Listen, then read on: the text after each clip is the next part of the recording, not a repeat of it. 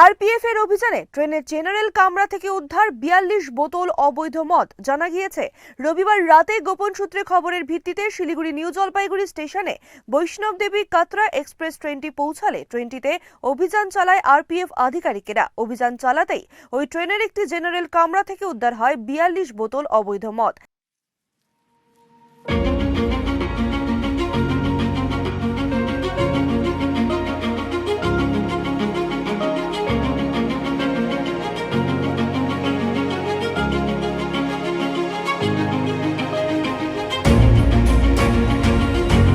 যার আনুমানিক বাজার মূল্য ৯,৯১০ টাকা বলে জানা গিয়েছে। তবে ঘটনায় কাউকে গ্রেফতার করা হয়নি। মদের বোতলগুলিকে বাজেয়াপ্ত করে ঘটনার তদন্ত শুরু করেছে আরপিএফ আধিকারিকেরা।